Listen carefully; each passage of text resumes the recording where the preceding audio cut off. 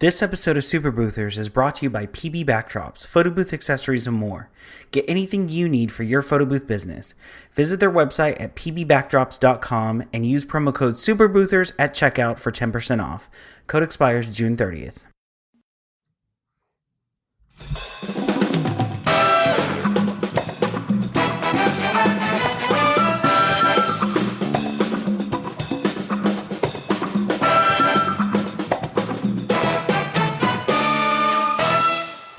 Hello and welcome to Super Boothers. I am Ryan. And I'm Ismail. And we are with the gorgeous Taylor Martin today. Taylor, thank you so much. Hi, everyone. So excited. Taylor is from the W Hotel, and we have been besties for, 3 years now? Mm-hmm. Yeah, it's like a work anniversary. Yes. And I know I'm super excited, and we're extraordinarily grateful to have her here because a lot of people are always asking, how do we strengthen our relationships with venues? How do we get business from venues? And rather than just have me and Ryan talk about it, we are lucky to have Taylor on here to give us her perspective directly from the venue's point of view. So thank you for being here. Of course. I'm excited. Taylor, how long have you been in the industry? About 7 years now. Started off with weddings when I was in college, doing them for free. And then moving up the chain, and now I get paid to do it, but I still love it. I hate weddings. I'm so sorry. Weddings. And the only reason why I can say this is because I've done my fair share of weddings. Mm-hmm. They're so time consuming and taxing, and it's an emotional time. I mean, someone's about to make, something that they only do, 2, 3, 4 times in a lifetime. Yeah. So what drew you to weddings enough in the beginning that you were willing to do them for free? I think that it was because of the bride's reaction when it's all said and done and how happy they are. I mean, that's honestly what it is, point blank. I know the planning process, sometimes I'm like, ugh, I hate weddings too. But then when it's all said and done and everybody's happy, they're in love and it's pretty, then I'm happy too. So I love my job all over again. So how'd you transition from that into where you are now? Well, I actually moved into hotels to get more into corporate because I did go through a phase where I was like, I can't handle another bride. I just need a minute. And I moved over to the Sheraton Dallas Hotel, and weddings fell back into my lap again. I think that it's turned into kind of a calling for me because I tried corporate, and honestly, I did a site visit with a corporate team, and they don't care about their linens. They don't care about flowers. They don't care about any things that I care about. So it's really boring. Now, that's really interesting because there's the same concept in the photo booth industry where everyone wants to chase the corporate clients, and they may not fully understand what that world is like. What did you see that was the main difference between wedding world and corporate world? And what would you tell people that are so gung-ho about just chasing corporate and may not know what it fully entails? I think in the corporate world, it's less emotional, which is nice in a sense. And they kind of, they know what they're doing. It's not their first time doing it with a wedding. Hopefully it's their first time. And if it's their second time, they're still not professionals. But working with corporate, they know, they know what to expect financially. Weddings, you have to do a little bit more hand-holding and kind of become sometimes a counselor, during the whole process. One of the things that everyone is really obsessed with is how to get a venue relationship where they just send you business all the time. How often do you get asked for a venue relationship? I would say about 3 to 4 times a week. And these are from all different kinds of vendors? Yes, all different types of vendors. Some genuine relationships and some not so genuine relationships. But we're talking like photo booths and florists and photographers and rental companies and... Yep, correct. Any vendor that anyone would hire to do any outside service from the hotel, we get a lot of calls asking to be on the preferred vendor list, asking what they can do to be recommended to our clients. And honestly, one of the best ways to do it is to actually build a real relationship with the person, a real... get to know them. I think it's nice to know the person that I'm working with, to know that they're going to deliver for the client and someone that I can trust. How do they get to that point? Like, am I calling you up? Am I saying, hey, do you want to go to lunch? I think, for example, you and we started off at a lunch and we just hit it off personalities. It was a breakfast. You're right.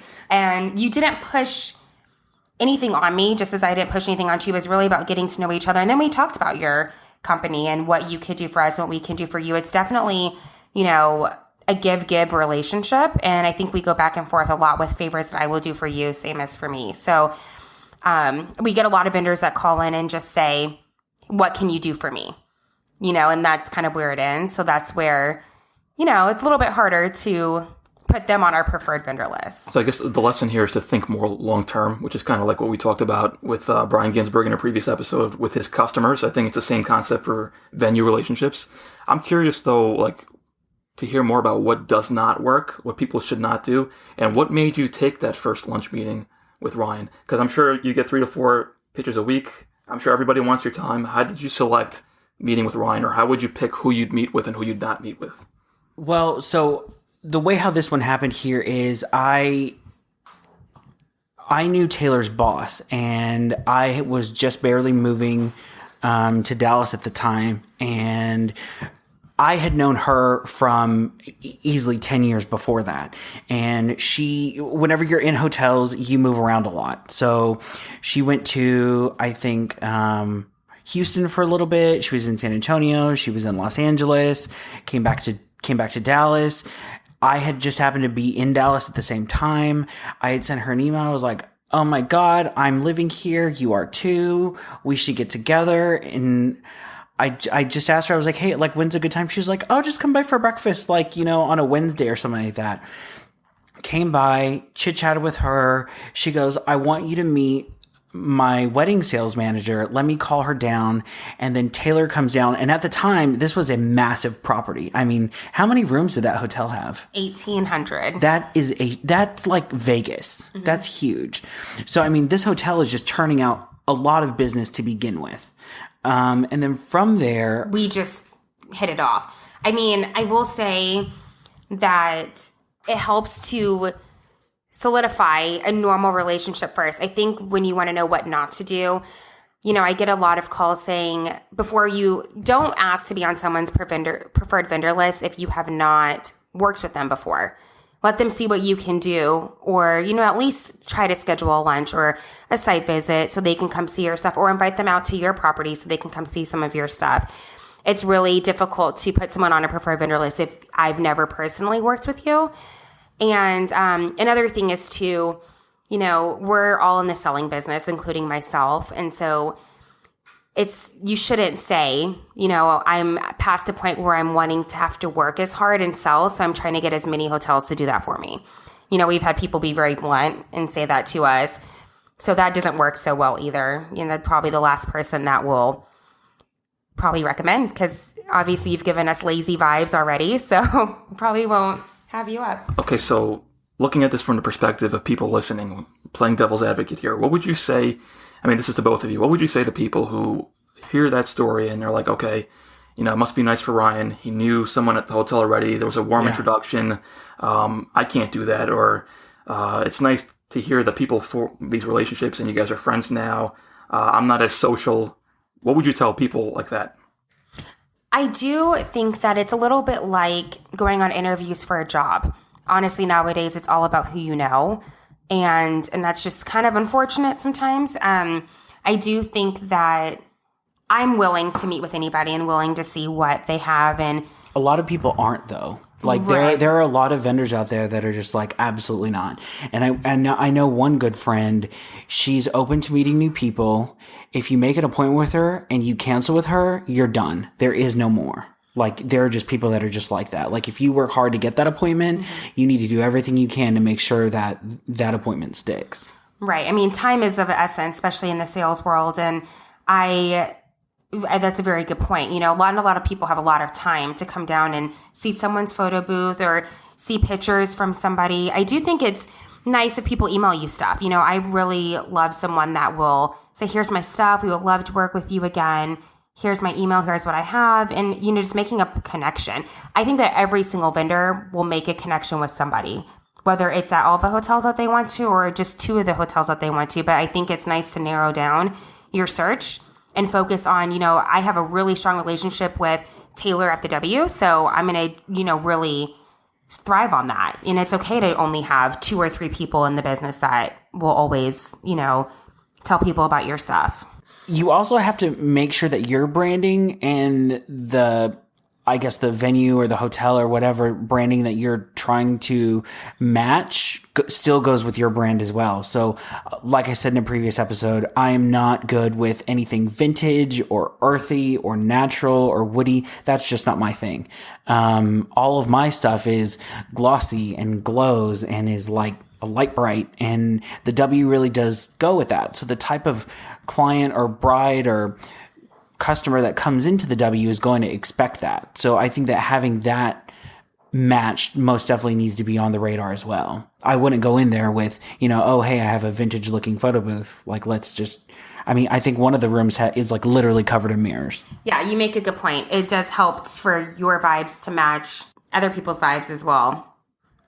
So we're recording in my office right now, and Taylor just started kind of freaking out a little bit. So I have these hue lights that I have attached to my booking system. So whenever the lights flash, it means that a lead came in, and whenever the lights turn green, it means that someone made a payment. Oh my gosh, I was about to run out of here. I was like, what is happening? Your neighbors must hate you for all the green lights throughout the night. Although it's kind of funny because I'll wake up, I'll go downstairs, and I'll see there's green lights everywhere, and it takes a minute to register what the hell that means. It means you made some money. Money right? is green. It's very motivating, and that's one thing that works for me. But anyways, so one of the things that I think that everyone needs to do is I am not one to necessarily give out a free photo booth. And we touched on this briefly with Kelly. Kelly is by far more generous than I am. I will say that, if her accountant is saying, hey, you know what, you probably should give out a free photo booth, once a quarter, which I think is probably the maximum amount I think I would ever do. I would, however, give a photo booth to any industry organization. MPI, Meeting Planners International, NACE, National Association of Catering Executives, ILEA, International Live Events Association. They just changed it. It used to be ISIS, and I'm glad they changed it for obvious reasons. Makes sense. Yeah, but those places where you have people that have clients that can vouch for you, that can try out your product, those are the places to really give out, a free product, I think. I think it's important for the person at the venue too, on our end, to maintain that relationship. So not expecting free stuff, I think, is important on my end to maintain a relationship as well, because you're going to help my clients out the best you can when I send them to you. So in order to keep that relationship going, it's definitely a two-way street. I think that it's not just the vendor that has to keep pushing and pushing and pushing. So I'm going to put myself on the line here and talk about a personal failure story that can hopefully be a learning point for everybody. And I'm curious to hear your guys' perspective on what I did. Oh, hold on. Let me get the popcorn and wine. Okay, go ahead. There you go. So there's a venue in my area that is the premier venue in my area. I won't name them. I actually got married there. And I wanted to find a way to get in there as a preferred vendor. So, similar to what you said before, Taylor, about preferring people that you've already worked with before. I had a warm connection. I got married there. Not only that, they already had a preferred vendor list, but a few of their customers booked us instead. So what I did, I made sure that they had a great experience. I got 5-star reviews from each of those customers written in detail. I took those reviews and I gave it to the contact at the venue to show that, hey, you have a preferred list. Obviously, some people don't like who you offer. They came to us. We delivered a great experience. Look at the 5-star reviews. What can we do to get on your preferred list? And, well, let me get your opinion before I tell you what happened on what you guys think of that approach. Should people do that? Did that make sense, or did I do something wrong? I don't think that you did anything wrong. I like that you came with exactly what you needed, and it was short and sweet. You weren't looking to take up anyone's time over lunch. Just here you go. Here's what it is. To a vendor, it might come off a little bit like trying to find a nice word. Just tell the truth. It's okay. Or I'm a badass. These other people are bad. You know what I mean? I'm the best. So, but which is good. I love the confidence too, but I guess it could go either way. Well, and where I kind of smell something going on is who was the other person that I guess they were choosing over you? Was this venue trying to force this person on them, or? No, I mean, there was no one being chosen over me. It's just that they had a preferred list, and instead of using the customers, instead of using who they offered, chose me instead. So what happened? So I was like, you know what? This makes a ton of sense to me.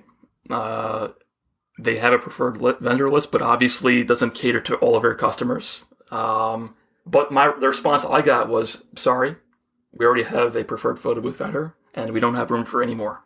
And I want to know if that's a myth or an urban legend, or if there's really a cap on how many vendors you can work with. Absolutely not. No, I have a preferred vendor list, and I Wait, how many photo booth people are on your preferred vendor list? only have one. And who might that be? You. Girl, it better stay that way. I do. I only have one, but if I were to constantly work, I like to give people options too. Absolutely. You know? I don't want every single client that comes in there, because there may be a client that's not right for me. Or, Right. I mean, I do not offer enclosed booths. I will say most of the people on the preferred vendor list are good with different clientele. So, but no, this piece of paper or this thing that you put online, the preferred vendor list can be however long you want it to be. I've came from another hotel, and our preferred vendor list was like 30 deep with wedding planners, there's no limit. There's no rule. The more options someone has that are great people that you work with around Dallas, the better for your clients. Another thing is, if there is a changing of the guard, you have someone that is in that wedding position. It also depends on how the markets are divided out by the hotel. So the hotel will, either have it done by, geographic location. They'll do, A through L, or, however. Sometimes they'll do only social, only corporate. If any of those sales managers change that you have it in with, that vendor list goes flying out the door, and the next person that comes in can make up their cabinet however they want it to be. So that's also really, really important, is to not only keep those vendor relationships, but if that person is going to move on, it's nice to go ahead and know that that's going to happen ahead of time. That way you can kind of preempt it and, bring over cupcakes or cookies or something to where you can introduce yourself to the new person. So do bribes work? Duh. Yeah. Absolutely. Ryan took me to get my nails done the other day. Absolutely. Taylor gave me a very large piece of business. So, okay. Yes, she gave me a large piece of business. I was like, hey, let's go get her nails done. She's like, okay. Now I get it. We briefly talked about this with Justin Jowett. Not everyone can go, and I don't think I would see you going out. He's shaking his head. Would not be going out. Cupcakes or nails, or I can't do none of that stuff. So this is another thing. So we had talked about having, I know that 83% of my customers are female. I think that if you cannot sell to that demographic, you need to find someone that can. So whether that is hiring a female to be able to sell that relationship easier. Get your wife to help. Absolutely. That's absolutely what you need to be doing. I mean, Did you just volunteer your wife? Yeah, actually, I've had her help out recently, and I had noticed a huge difference in bookings. Oh, good. It made me wonder what took me so long to realize that, hey, 90% of my clients are women. I'm not a woman. So Who runs the world is the question of tonight. Girls. one of the things that I want to talk about is the art of the deal and crafting how you can sell your product to a vendor. Now, sales managers work a couple of ways. They have their goals and they have to get their numbers up. So one of my favorite things to do is to operate as a wholesaler to these vendors. And you can do a couple of things. You can offer a lower rate that A, they can extend to their client, or B, that they can upsell. So you know what? I'm going to give this all to you for $1,000. You can upsell it for $1,500. To your client, they make the $500 profit. Now, when does that conversation enter into like your guys' relationship where you're just getting to know each other, you're building that rapport? When do you start talking about, hey, I can do this for you, you can make money on it as well? Right in the beginning. Absolutely right in the beginning. So whenever you talk about your offering and they ask about pricing, just be like very casual about it. I think that the less you force it, the better. The relationship comes first, then the sales pitch. You need to be the resource first before anything else. So you're saying that you give a lower price point to the venue than you do to the regular customers that you book directly with? Absolutely, because any of my vendor relationships are going to bring me at least $50,000 a year. So how do people, I'm glad you answered that question because I know a lot of people wonder about that and they don't know what's appropriate, what's not appropriate. How do you determine what that discounted price should be? I think for me, it depends on how often it's going to be. I think that in Taylor's situation, it can go a couple of ways. So she'll call me and say, Ryan, I need a favor, which is completely fine. Hey, I need you to do this for, our, what did we do last time? The company holiday party. Yeah. And I was like, you know what? Just do rock bottom rate. Thank you so much. Or even I actually in the first event, I offered to do it, through points and I love points. I love Starwood. Give me all the star points in the world and I will do anything for you. That's just me. So I'm not opposed to doing a trade or a barter. But your boss actually wanted to pay me. So that was kind of shocking because normally it's, sure, we'll do points. It can work another way where, hey, listen, I really like this client. We really want to book it. The hotel itself is going to pay for this so we can win this customer. So I'm absolutely in it because I'm going to give you rock bottom price where if you acquire that customer, you know what? Maybe we'll get it next year together. Corporate clients are very much creatures of habit. The more that stays the same, the consistency that you give them, all the better. So Taylor, you probably, like you said, get a lot of people contacting you. Do you get a lot of these offers where people offer, hey, pick me and I'll give you 25% of every booking? Like, how do you determine who you take seriously and who you don't? Well, technically, we're not allowed to take any like gift cards or any form of 25% of the booking or anything like that. So I've had clients at the end of the night, they've given me like a Target gift card, which is very sweet. Just a gift. It's like a tip and that's nice. But I'm not allowed to agree on a certain percentage of how much I can make off of you. So I let them know that right up front. And let me just jump in there because I know this is a controversial topic, but it's something that people that are not in that world, they don't know anything about it. So I'm not asking about you in particular, but do other people in the industry work that way? Is it like you're not supposed to, but you do? And I just want to get advice to people listening on how they navigate that and how they know what they can actually do and what would be offensive. They for sure do. This is how I would say the best way to go about any of that is you can tell about how a person sells and that's how they would want to be sold to. So let's say I'm a little bit sneaky, in a way with my selling process, then I'd probably be down for, 25% of what you're making and just keep it on the hush. But that's not my personal style. I think that there are some people who are money hungry, 100%, that would say, oh, for sure, I'm going to do this. I'm just worried about losing my job, so I would not. I've had friends that have lost a job over stuff like that. There was a rather large florist that the iPad had just come out, and he went up to a hotel person who was one of my really good friends at the time. She calls me and she's like, Ryan, you are not going to believe what just happened. I was like, what? She said that he goes, if you give me X amount of dollars, I'll buy you an iPad. And at the time, she really wanted one. So, it's very easy. X number of dollars in bookings, right? Yeah, X number of dollars in revenue, and I will purchase whatever for you. Back when I was a wedding planner, there was a photographer that I was working with, and she was not cheap by any means. I think that an average wedding for her was about $10,000, which that's a huge chunk of money. I booked her 3 events within, I think, a 10-day period, and she got me a very lovely gift. I still have it. And I think that was her tactic.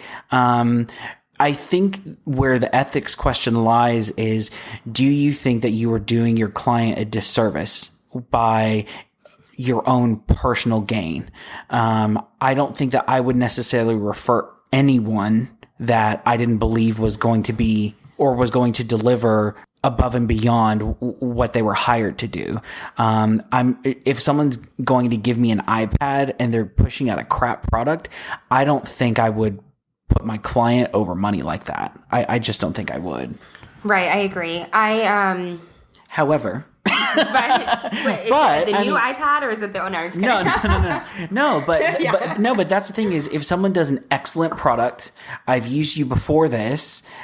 I mean, I don't know. What's your opinion? There's nothing wrong with a gift. A gift, you know, the fact that Ryan it's a client gift, right? Yeah, it's like, let's go get our nails done. That's building onto the relationship and just showing I appreciate you, and just like I appreciate him. More it's of also what normal friends do for each other. Right. And that's the thing. I think that's the most important thing about any vendor relationship. I even use the same thing when I'm selling. I like to make a relationship with my clients, period. So they know to book with me, to trust me. I mean, I would use the same tactic with any company, any bride, anyone who's coming to get married, do anything at the W. I want to build a relationship with them. So it just works in all aspects of life. So back to my miserable failure. Yeah. At what point do you think you're being too persistent? And what should I do tomorrow to go after him? Because I'm not going to stop. I think you just answered your own question right now. I think that if you have to ask yourself, am I being too persistent? You're probably being too persistent. I will note that I haven't contacted them in maybe a year. 48 hours. Maybe a year. So this is an old story. I have a client right now who just recently said to me, I've done X amount of weddings at the venue. 1 has been with me. 2 were prior to me working there. And I love working with you guys, and I love, blah, blah, and what do I need to do to get on the preferred vendor list? Is essentially what that conversation. So sometimes I do have too many. Sometimes there's like way too many options on there. There's no rule against it, but sometimes it's, you want to be fair to the other people that you have been working with for a long time and but I wouldn't give up. Especially, I would go have coffee, make them laugh, talk to them, have fun, bring over, you're not the cupcake type of person, but having fun and just hanging out and just making some chit chat. I want to take you guys to lunch, get to know you guys. I would really love to work with you more. That's the approach that I would take. No, Ismail's a Dunkin' Donuts type of person. You bring over the donuts. Smells like donuts. Seriously, share the wealth. I'll be that guy. Have you ever had a client that wanted a super specific backdrop last minute? Someone that requested theme props? Are you tired of boas that disintegrate and leave a mess? Brian Ginsberg with PB Backdrops has bailed me out plenty of times. Give him a call or take a look at his website. He can help you with anything you need and get it shipped to you quickly. He's offering such a great deal to our listeners, 10% off your order using promo code SUPERBOOTHERS. Visit his website at pbbackdrops.com. And now back to the show. So one instance that just happened to me about a year ago, and I guess this is a huge failure. Why not? We're already getting it all out there. Yeah, I know. Just Jump in. This is the moment. This is the podcast of truth. My turn to rip you apart. Okay. Perfect. So there was a venue. There once was a venue. Picture it. No, I'm kidding. Was a venue in a dark place. Right. So there's a venue that is literally 3 minutes away from my house, and it was, I think, a Friday afternoon event. Went there, did the event. Funny enough, all the pictures that are on my website right now came from that event. It's very modern. It was an old warehouse space that they painted floor to ceiling white. It's very pretty. They do a decent amount of revenue every year. They do their own catering. The only thing that they don't do is photo booth. The venue manager comes up to me. We were chit-chatting. Oh, I love your earrings. Where'd you get them from? And she goes, oh, they're Kendra Scott. Oh, my sister used to work for Kendra Scott. La, la, la. And that's just kind of how you, I guess, start really the conversation. She asked me, she goes, you know what? Next week, we're doing a open house. Would you be open to having the photo booth here? And I'm like, yeah, absolutely. I think that I just need to check the calendar. I know that I was going to be out of town that day, but I have staff that could be there. Send me an email and we'll go from there. Well, the email comes through and I waited too long to respond to her up until I don't know, I think it was the following Wednesday or something that I said, yeah, sure, we'll be able to do this, da da da da. She sends me an email back. She goes, we found someone else, but thank you so much. Ouch. You gotta speed it up, Ryan. Speed it up. And this is the thing is, I don't know why, because I am not one to. Taylor will text me at 2:00 in the morning, ask me a question, and I will respond. I'm sorry, Kelly Williams, but I'm just addicted to my phone and my notifications. So if a thing goes off, I'm going to respond. I do not know why I waited so long. I think it was because like my travel schedule was going to change and I couldn't get an attendant to commit. And I mean, there was just a whole bunch of extenuating circumstances, but yeah. I'm curious, when you get an email like that, what happens to the lights in your home? Is it like dark and red and dum dum dum? Is that what happens? No, So you learn your lesson not to do that. No, I go take a shower. I listen to Adele songs at full blast and just crying, screaming on the floor. I mean, that's what happens. Do I regret it? Maybe a little. I think what I should have done is committed to it sooner than figured it out later, because generally that's how my entire career has. No, Taylor just said that's how I work. That's the way how my entire career works. I think that if you book it, they will come. I mean, that's how I got started doing photo booths. I pre-sold photo booths way before I even had them in my possession. I personally know people in the industry that may be listening to this, and this all sounds great, but they are introverted and don't feel comfortable socially approaching these people. It seems like it comes so naturally and easy for some people like Ryan. What would you like tell them? Is it just something that you just got to get over and do it if you want to be successful? Or is there other ways to go about it that they can do it that makes them comfortable? Yes, I want to go more like actionable tips rather than things that people may not follow. Than just theory. So this is a common thing so this is twofold. We are lucky to be in an industry where we don't necessarily have to have an office. I think that I maybe have had one person asked to see the photo booth prior to actually booking it. It just doesn't happen. A lot of people book photo booths sight unseen. So we're very lucky in that aspect. I think that 90% of my customers, I don't even speak to. It is all done by email. I think that you need to have very, very, very good email skills. And there's a lot of stuff that can actually be copy pasted. One of the things I'm working on something for a future episode. I'm calling it the one photo booth left email, where you are essentially putting pressure on your customer that has already inquired and saying, hey, listen, I just want to give you a heads up. We have one photo booth left. And people generally respond to that, but we'll go more in. That's a great idea. And I look forward to talking about that more later on. We'll go more in depth into that one later. However, if you cannot do this, if you are not capable of doing this, you need to hire someone that can. One of my jobs is, I hate actually working the photo booth. It is not my strength. I have just been burnt out over 14 years of the same question. I cannot do it. I will book these things all day long. I will sell it. I will market it. I will optimize my website. That is my job. My job is to implement those systems and put those systems into place to be able to hand off to an attendant. It is the attendant's job to make sure that customer is happy. It is classic selling and servicing.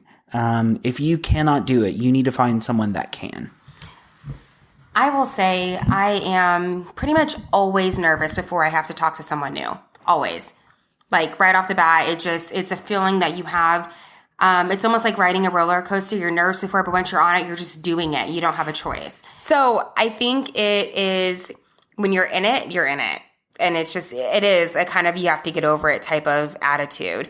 You're in the industry that involves being social and having to go talk to people and having to sell.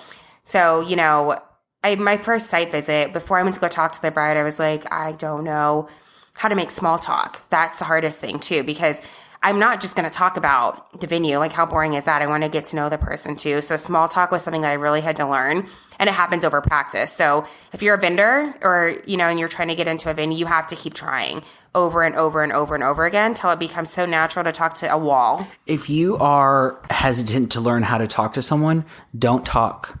Let them do the talking. People love talking about themselves. I think that if Taylor's like me, Just ask questions, really. yeah, absolutely. Ask questions. What are you missing? What are the current problems that you're seeing? How is a way that this can be done better? And then use those opportunities to say, you know what? I absolutely can do this for you. And they essentially have sold themselves without you having to do any work. You made it look like it was their idea. You'll also start to develop a routine. So, for example, every bride I meet, I want to know how they got proposed to. I want to know how that all happened. I want to know how they met. That takes up it could take up 15 minutes of the site visit that we're just talking about how they met and all the fun stuff. So, find what is your niche to talk to people about, whether it's the weather, when people get real awkward, they're like, oh, I think it's going to rain today.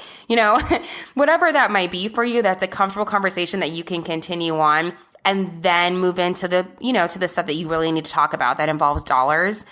It makes it a lot more easier and they trust you, period. I have a restaurateur friend that has always told me people can forgive bad food. They cannot forgive bad service. If you are so effortless, you care about your client, you want to make sure that they're happy, and you know what? Your printer goes wrong. I have had attendants that literally they could have showed up with their phone taking pictures and not even a photo booth, and the client would have been so happy. I think that your service is most important above all. If you treat someone like the customer is king, and if you treat them as such, if you have any hiccups along the way with your product, it's absolutely forgivable. So back to something that Taylor said earlier about wanting to work with people that were great at what they did. So let's say a photo boother, sucks it up. They learn how to do small talk. They make a routine. They go in there. They give cupcakes. They do whatever they got to do. And they get their first job at the venue. What do you look for, or what are some things that you see that kind of tell you whether that's a good vendor or a not so good vendor? Definitely communication skills, and definitely being wherever you said you're going to be at that time. And then also hearing feedback from your client. So if your client comes back to you and they were like, oh, by the way, I loved working with Ryan, or by the way, I'm having a lot of hard times getting a hold of Ryan, or whoever the person is that you're speaking of, that feedback obviously matters to you because you're the one that recommended them. So do you actively seek that feedback, or is it just if they say something? If they're upset, they're going to just tell you, I do, however, at the end of any program, I like to just know how they, of course, felt about me and our service. So no, I don't actively seek it. I think that's, if I didn't book the vendor directly through them, I think it's a conversation that the vendor and the client can have on their own. But I do, however, know for a fact that if they're really upset about something, they're going to come ask you, who do you have? Who can I use? This person's not responding to me. I can't deal with this. That has happened before. And just to follow up on this, when you're recommending vendors to your client, let's say they're looking for a photo booth, you have your preferred photo booth vendor. For people that are looking to break in... Singular, vendor. Vendor. For people looking to break into a venue that may already have a preferred photo booth vendor, what do you see that makes a customer willing to try someone new, or a customer that doesn't want to use a preferred vendor? And how do people use it as an opportunity to break in? What are some things that make people look elsewhere?